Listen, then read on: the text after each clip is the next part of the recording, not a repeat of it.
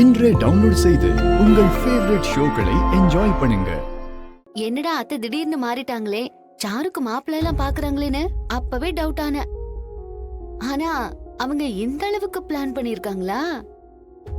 So ஃபேக்கா ஒரு ஃபேமிலிய set பண்ணி சாருவ பொண்ணு பார்க்க வைக்க போறாங்க. ஆமா மாயா, கல்யாணத்தை அன்னைக்கு அந்த மாப்பிளைய ஓட வச்சு சீனு மாமாவ சாருவுக்கு கல்யாணம் பண்ணி வைக்கணும்னு பேசிக்கிறாங்க. ரொம்ப கிரிமினலா தான் பிளான் பண்ணிருக்காங்க.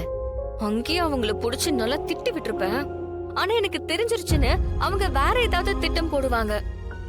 அதனாலதான் அமைதியா வந்து உனக்கு கால் பண்ண. நீ பண்ணதும் நல்லதுதான். நீ போய் கேட்டு அத அந்த வீட்டுல சொல்லியிருந்தா அத்தை எனக்கு எதுவும் தெரியாதுன்னு அப்படியே பிளேட்டை மாத்திருப்பாங்க. நான் இன்னைக்கு கதிர் கூட சந்தோஷமா வாழ்றேனா அதுக்கு காரணமே நீதான் மாயா. நீ மட்டும் கதிருக்கு என்ன கல்யாணம் பண்ணி வைக்கலனா என் லைஃபே போயிருக்கும். இந்நேரம் நான் உயிரோட இருந்திருப்பேனான்னு கூட தெரியல. நீ ஏன் இப்படி எல்லாம் பேசுற? இல்ல மாயா, நான் உனக்கு அவ்வளவு கடன் பட்டிருக்கேன். நீயும் சீனு மாமாவும் சந்தோஷமா ஒன்னா வாழணும்.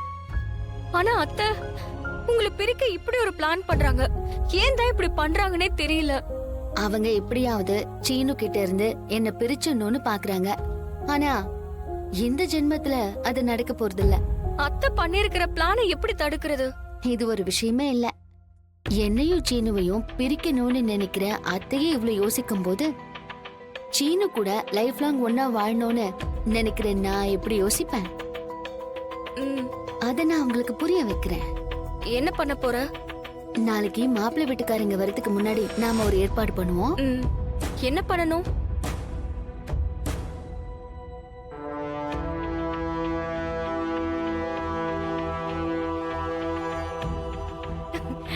சூப்பர் பிளான் மாயா.